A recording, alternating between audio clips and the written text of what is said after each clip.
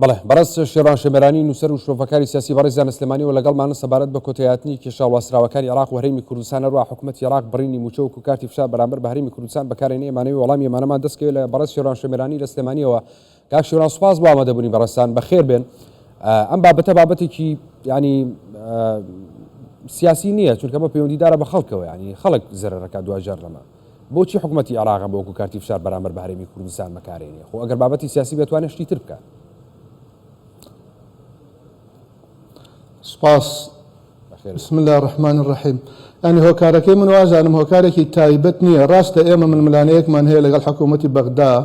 ئەوانە تا ئەوەندە بیانویان بدرێت بەدەستەوە ئەوان بەکاری ئەهێنن بۆ ئەوەی کەەوە هەرێمی کوردستان لاواز بکەن، تر باکیان لێ لە هەر ڕوویەکەوە یان بە هەر شێوازێک بێت.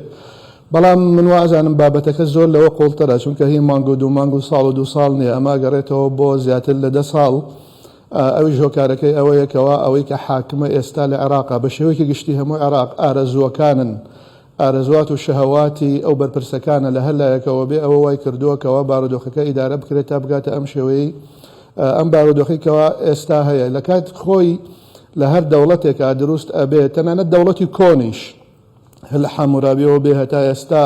شتێک هەیە پێ ئەوترێت دەستور، کۆمەڵە یاسایەک هەن، کۆمەڵە بڕگە و بنەما و مادەیەک هەن یاساین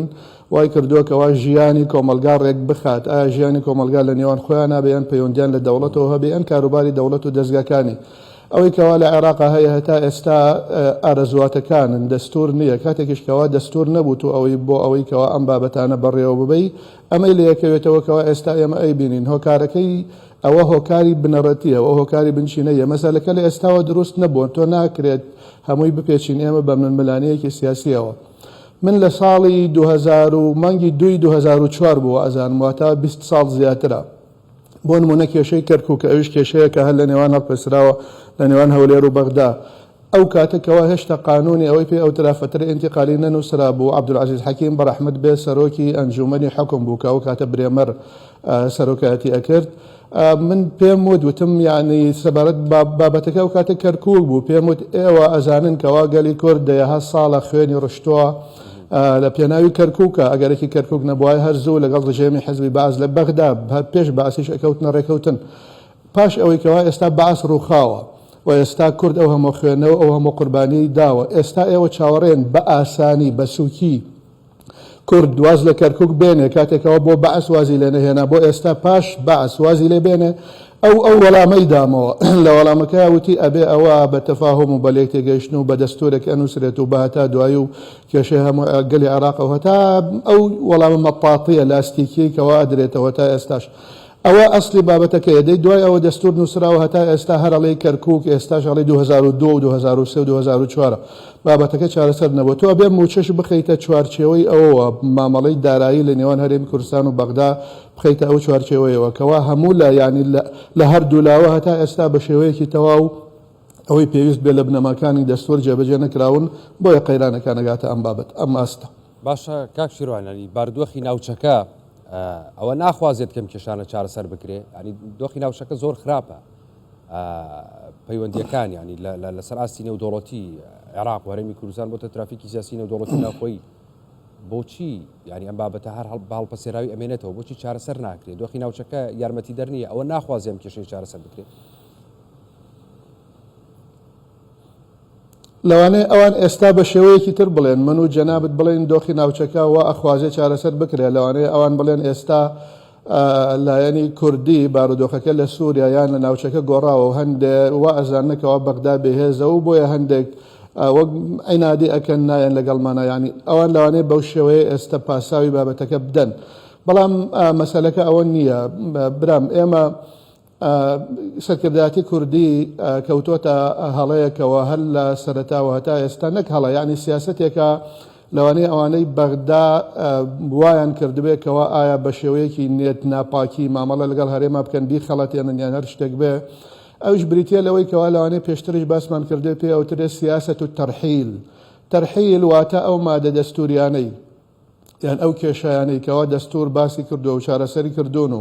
پێویستی بە ئەوە هەیە کەوا یاسایەکە بێ ڕێکخەر بێ ئەو مادە دەستورانە ڕێک بخا پەیوەندی نێوان هەرێمی کوردستانیان پارێزگاکان لەگەڵ حکوومەتی فدرال حکوومەتی ناوەند ڕێک بخات تا ئێستا ئەو یاسایانە دەرنەچوون یعنی هەتا قیامەت با من بە جەنابەت بڵێم هەتا قیامەت ئێمە ئەبێ گیرۆدەی هاوکێشەکانی هاوکێشە سیاسیەکان بین ئەیان ناوخۆی عراقیان لە دەرەوەی عراق ئەو کێشانەی کەوا کاریگەریان لەسەر عراقی هەتا قیامەت هەتا ئەو یاسا ڕێکخرانەی ئەو مادە دەستوریانە دەرنەچن لە پەرلەمانەوە و نەبێتە ملزم بۆ هەردوو لە ئەم کێشانە هەروە ئەمێنێنەوە یعنی لەکەیەکەوە ئەبوایە یاسای نەوت و غاز دەربچوایە لەکەیەکەوە ئەبوایە یاسایەکەوە سەرۆت و سامانی عراق دابش ئەکا لە نێوان هەرێمی کوردستان و بەغدا دەربچوایە ئەوان بە هەر شێوەیەک بێ وایان کردووە ئەو یاسایە دەرنەچێت طبعا ئەوان بالمناسبە ئەوان ئەڵێن خەتای تاوانەکە هەولێرە ناهێڵە یاسای نەوت و غاز و دابشکردنی سەرۆت و سامان دەربچێت میدیا عەرەبەکان پەرلەمانتارەکانیان وەزیرەکانیان بەرپرسی حیزبە سیاسیەکانیان تێکڕا ئەڵێن ئێمە یاساکە ئامادەیە هەولێر قبوڵ ناکە ئەم یاسایە دەربچێت ئەوان بەو شکڵە ئەڵێن بەڵام بە هەر شێوەیەک بێ لە 20 ساڵی ڕابردوو لە 18 ساڵی ڕابردوو هەتا ئێستا ئەوان ئەو یاسایە دەرنەچووە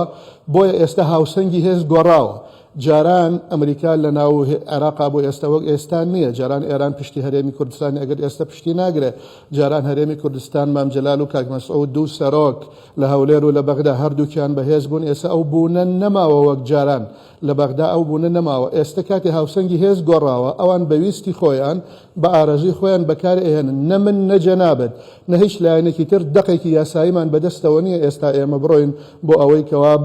وەک بڵێ ئەیەخەی ئەوان بگرین بڵێن ئەم هەڵوێستایان ئەم هەنگاوانەی ئێوە بۆچی بەم شێوەیە دژاتی ئەکا لەگەڵ ئەم یاسایی کەوا لە پەرلەمانی عێراقەوە دەرچوو کەواتە هەرێمی کوردستانە بێت چی بکات حکوومەتی عێراق بێت چۆن جۆرە تێگەشتێکی بێ بۆ چارەسەرکردنی ئەم کێشانەی کە لەم لە نێوان هەردووکیانە هەیە چونکە ئەبێ ئەم کێشەیە هەر چارەسەر بکرێت لە کۆتاییە کاکشکەوە ئەبێ چارەسەر بکرێت ئەبێ بە دەرچواندنی ئەو یاسایانە بێ من عەرزم کرد یانی بە جەنابتم وت ئەگەر بتەوێت بە بنەڕەتی چارەسەری بکەی کۆمەڵی یاسا هەن لە دەستوری عێراقیە فیدراڵین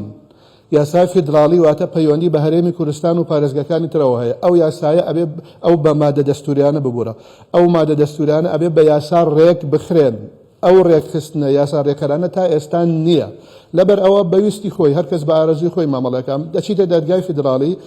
فیدراڵی یاسای ڕژێمی بەعسی لە بەردەسایە بۆ ئەوەی کەوا بڕیاری لەسەر بدا یعنی ئێستا جەنابەت بڕۆ شکایەت شەکوایەک تەقدیم کە لەسەر دابشکردنی نەوت و غازیان سەرۆت و سامانی عێراق ئەو یاسای لە بەردەسان نییە یاساکە ڕژێمی بەعسە دە یاسا ڕژێمی باسی یاسایەکی مرکزی سیستمێکی شمولیە بەوە مامەڵەت لەگەڵاکە ناچار ئەبی پەنابەریتە بە ڕێککەوتنی سیاسی ڕێککەوتنی سیاسیش ئەمەیەی کەوا ئێستا هەیە با من شتێک بڵێم لە چەند هەفتەی ڕابردوو محەممەد سوودانی ڕۆیشتە پەرلەمان لە بەردەم پەرلەمانە کوردەکانە لە بەردەم هەموو پەرلەمانە وتی هەتا ئێستا هەرێمی کوردستان هیچ جۆرە داهاتێکی تەسلیم بە وەزارەتی دارایی فیدراڵ نەکردووە بەو شێوەیە بڕارەکەی دادگای فیدراڵی ئەڵێ هەتا یعنی ئەوان بەو شکڵە قساکەن بۆچی چونکە تۆ یاساکە بەدەستەوە نیە بڕارێکت بەدەستەوەیە هەرێمیش ئەڵێ تەسلیمم کردووە لەم بەینا ئەمە ماوەتەوە بەڵێ بەڕێز شێروان شەمێرانی نووسەر و شرۆڤەکاری سیاسی لە سلێمانیەوە لەگەڵ مامۆی سوپاس باوەمادەبوونی بەڕێستان کاک شێروان بەخێر بێت